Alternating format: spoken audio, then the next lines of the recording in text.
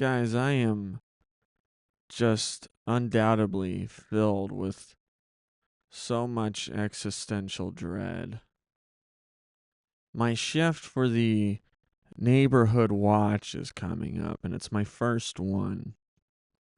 And I just don't have it in me to come together as a community to act as some sort of protector. Probably not a vigilante, but probably somebody that sees something and has to call the cops, much like a rent-a-cop for the neighborhood. I don't even have a baton to just spin around or a big old set of keys. I don't even get to play night guard. Yet here I am about to embark block to block in my neighborhood and play night guard. I just don't have it in me. I've lived in this neighborhood for a year and a half, and we're just now getting to me. It's much like jury duty. I want it done as soon as possible, and I don't even think it's a one-time thing. My neighborhood's not even bad. Why are we coming together to be a safer community? It's like, did a CEO just move into the neighborhood? I don't think so. And if he did, I will read his Wikipedia and see if that's enough to infuriate me. It's my first shift, and there was some sort of initiation with some fear tactics, kind of like scared straight. See, I'm a good human being despite the awful filth that comes out of my mouth, but it's all meaningless. I am also part of the Big Brother program. So what my neighborhood watch did to initiate me in to the unpaid position and volunteer, they abduct my little brother of the Big Brother program. And in my mind, the worst is going on. Like, they're sex trafficking this kid, sodomizing him for better or worse. And I hate to break it to you, I guess there is a for better or worse. If they're just shoving a dick like piece of silicone in the young man, I guess that's a little bit better than him being raped by a 45-year-old. And of course, I don't know that my little brother, the Big Brother program, is in on the joke. And that's what the Big Brother programs come to, ladies and gentlemen. An adventure. It's cost effective, and it's instilling fear into a person of trust. It's not fun. Like, I can tell a dark joke, but I can't be in on this mockery. I don't even want to be in on the joke, and I certainly don't want to be the punchline. That's what it's come down to. But anyways, long story short, I'm initiated in, and they said that stuff won't happen around here because we have a neighborhood watch, and you're invited to help. Though that stuff technically did happen. You fucking abducted my little brother of the Big Brother program. And the worst is just flooding through my mind. But it did happen. It was subjective, but it happened. And now I'm somehow guilt tripped into helping out, and I'm just dreading it. I'm a man with just constant irrational fear after another. I know it doesn't happen. I know it's my anxiety. But what if I'm a key eyewitness? Which I just learned eyewitnesses are never very instrumental anymore. An eyewitness was helpful like in the 40s. And then eventually, once more technology and forensics came out, Watson and Crick's DNA helix, that's when they're like, throughout history and mankind, an eyewitness hasn't been so instrumental.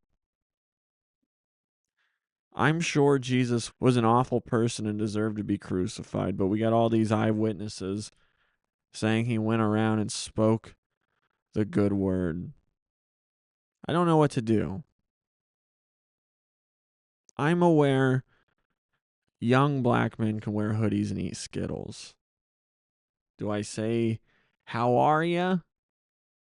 at 1:30 in the morning? No. But then what am I offering this neighborhood? I could have said no. And I think that's the biggest pain. I'm a people-pleasing, spineless, sorry sack of shit that knows everything is meaningless. And here I am trying to be involved into the community. It's just pointless. It should be acts of kindness like removing all the Harris Waltz signs. You're embarrassing yourself. And don't get me wrong, if it was a Trump sign, yes, I'd say the same thing. You're embarrassing yourself. It's done. It's solidified. Can you not fall asleep at night without inserting your opinion and acted like I was on this side? My guy won. My girl lost. But I am still a good person. And it's very hard for you to fall asleep at night. You're just doing this little bit of virtue signaling. It's just insane. Unfortunately, no Trump signs in this neighborhood. Very LGBTQ and all the letters. And that's fine. That's fine. That alone, I feel safe in the neighborhood. I don't feel like I need to go out and patrol. That's why the Chicago Police Department put a hiring freeze on. They're like, our guys get the job done. This team is such a great team of go-getters that we decided to put a hiring freeze. These ladies and gentlemen are very locked in. They got to figure it out. This crew that we have is a very well-oiled machine. As going so good, if we just add another one, it could just derail the whole process. And chances are, if I do play Rent-A-Cop, I'm like, oh, that guy's kind of fumbling with the window there. I call the police just for them not to show up. I can't do anything. I'm unarmed. I don't even got a little fucking baton I can swing around. And I know for damn sure that the house they're breaking into, they're unarmed. Neighborhood watch in this neighborhood is just me being traumatized, extremely helpless, not being able to wane off any preventable loss. Oh, you're breaking into their. Oh, is that a single pane window? Ugh. Our house might deserve to be broken into. Yeah, go ahead and steal my neighbor's shit. It's just a bunch of trans propaganda from a classroom in the Biden presidency. Might be worth something one day. What do? Do I just go to the closest 7-Eleven, get some gas station coffee, which I really like, as a matter of fact? I think a gas station cappuccino tastes a million times better than whatever the fuck they're serving at these local, small business owned fucking businesses with a Black Lives Matter, Trans Lives Matter, fucking whatever life matters outside that they have to virtue signal and say, come on in for a cup of coffee. These gas station coffees, those machines, even the outdated ones, the ones from like the early 2000s with the fucking square button, French vanilla. Oh my God, that is my preferred cup of coffee. If I need one in my house, I need to buy one of those ones from the early 2000s. Just cram it into my 3-foot counter. My entire counter space is a joke here. And you want me to go out and protect this neighborhood. When, to be honest, if I see somebody with a gun, I'm praying. This is how it goes out. I get to die playing a hero. And you're doing all the favor that I am too scared and don't have the balls to do. Thank you, criminal. It is extremely low risk, high reward. That is the way to go out. I don't think I'm cut for this. What do I do with these fucking creeps that are just hanging out on their porch late at night? Do they know me? Do I hold a badge? I have not been briefed for this fucking neighborhood watch. They just say your shift starts at 11 p.m. and it'll end at 7. That's all. No further information. Can I just say that I did it? Who's going to hold me accountable? What blocks am I even patrolling? They just, what the fuck?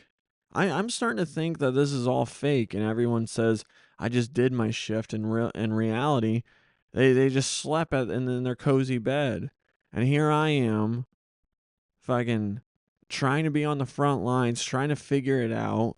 I even bought these gray pants and this gray like work jacket to feel like a night guard.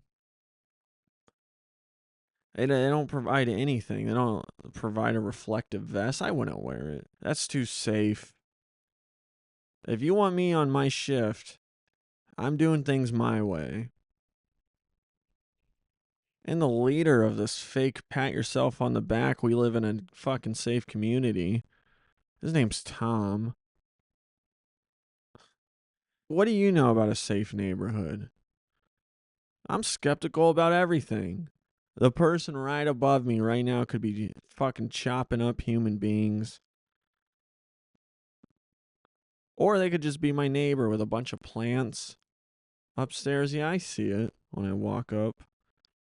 I look at the window above me. It looks fucking crazy in there. These people and their plants are just I'm a lonely person. I'm aware of that.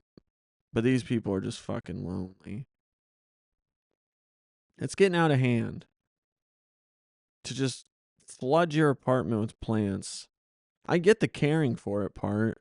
I don't get the I'm going to devote 30 minutes out of my day to tend to all these plants. That's what I don't get. Inside, okay, I can even understand more. I get that, but inside of a fucking apartment you pay rent for, it's just I guess it's just not in my wheelhouse. What if I see one of those fucking Kia boys? Do I just say, "Hey, I've heard about you"? I wouldn't do that if I were you. That's all I'm allowed to say. I can't stop you. And if you are armed in any way, I am a fish in the water, and you are the shark, and I'm dead. Please kill me. Please kill me, Kia boy.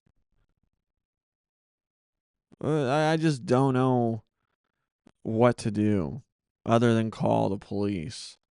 And depending, hey, I saw a guy looking around a storage unit that was closed for the evening. They're not going to prioritize that. Maybe they will. Maybe they do prioritize that to just quote unquote check things out.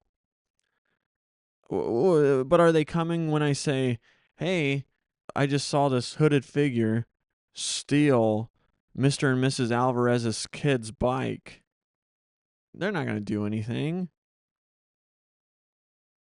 I give them the exact direction. He's heading west down Berwyn. They just want to hang out and hope for a slow night. Police officers are like third shifters in my line of work. I have third shift relief because a hotel never closes its door, and I could have a check-in of luggage, an opportunity of money, and they say you do it. They are just hoping and hoping they don't have to do shit.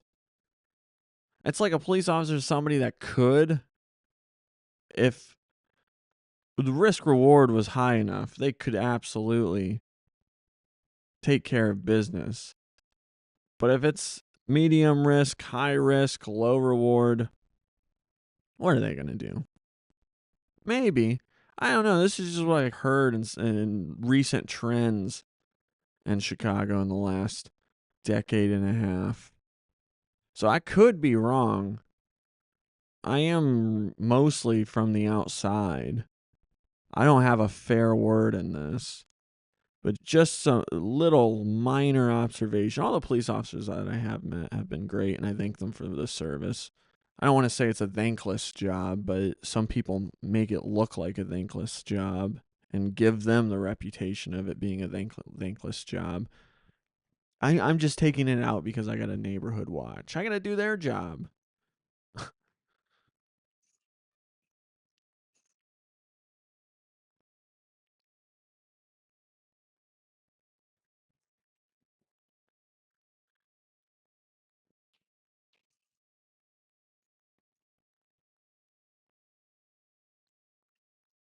Gratitude is attitude, and I should be thankful that it's going to probably be a easy night and I don't have to juggle a lot of 911 phone calls or just tips to the police.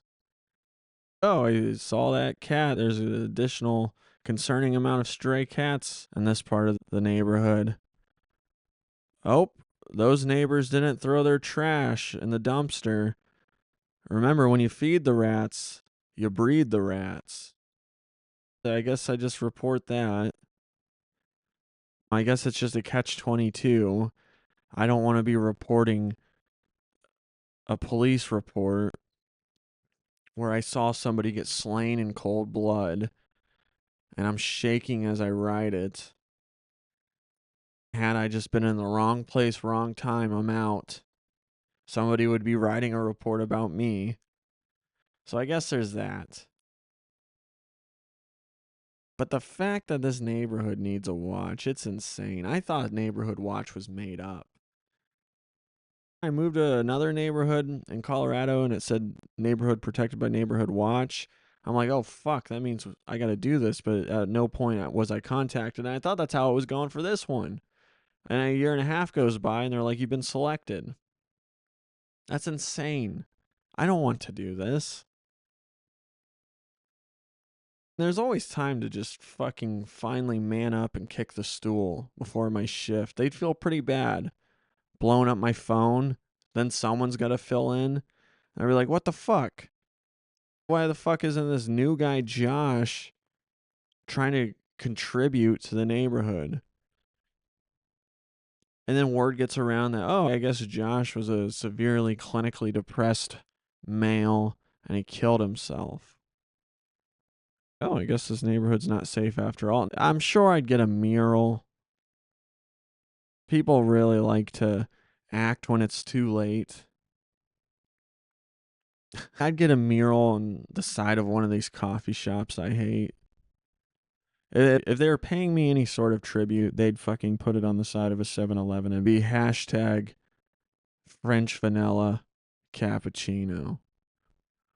And it'd also bring in paying customers for the cappuccinos, the French vanilla ones. A man gone too young would love it if you drink these and stop supporting small businesses. We'll see. I do an episode on it, but I know it's going to be an extremely boring night. Oh, the Xfinity went down. I got a notification saying that my Wi-Fi went out. So I better put that into the neighborhood watch Discord. Just a few things, guys, and I'll get out of your hair. I'm sick and tired of these political commentators or just people that want to talk about politics like Riley Gaines. And I get the issue, I get the frustration, but now it's become passion and career focus where you spent every weekend in college on a scholarship in Kentucky and you're losing to a woman saying that she was a man and she had a little bit of advantage over you in female sports. I get that's a big issue. I don't know how much of it I agree with it. And I'm sorry, Riley Gaines. I'm sorry that you lost to somebody that was once a man. Even if Leah Thomas does feel like she was trapped in the wrong body and truly feels happier living as a woman, that's fine. That's stuff I can live with and I can understand. And do what you want. But there's got to be some kind of aha light bulb moment where it's like, oh, fuck, I can whoop on these. I can earn my own scholarship by switching to the females and excel pretty good at it because I was dog shit as a man. I've seen the screenshots on Twitter, my girl stats and my boy stats, and it's not pretty. It's pretty laughable. And beat somebody that's already built and beat somebody that kind of looks like a man. Look up that picture of Riley Gaines. I don't think I'm going to put it up. And it's just Riley Gaines is just insane, and the Candace Owens and Ben Shapiro's, and I don't mean to just only call out right wing ones, but it's just like, why? What are you doing? Why do people feed into this? This is stupid. I don't care. Keep losing. And then I will say that she was built like a man in college, and it looks like now she's a little prettier, and she's not dealing with the stress of weighing her grades of full ride scholarship and the anxiety inducing of, fuck, second place, here I come. Let's go to the swim meet in California. I'm just going to come in second place anyways. It's not fair. It's just, I don't know. Riley Gaines is a fucking bitch in my eyes. I put on a different hat. I haven't worn this hat in years. Detroit was how Detroit was pronounced. And then America did what America does best and pronounces every syllable, and it became Detroit. Little history etymology lesson for you. And then lastly, Luigi Mangione gets a haircut. What does that mean? Does that mean he's protected? Are people in prison looking out for him? Potentially. I think you guys give so much meaning to everything, and I think it's quite an imagination. I like to use mine in different ways, but yeah, maybe he's protected. Maybe he just bought a haircut. I don't know. Both are real possibilities. Anyways, guys, I will see you on Monday. Low energy in this episode. That's okay. Well, it's not. It means I just didn't want to fucking do it, but I did it. And that's pretty damn cool. See you on Monday.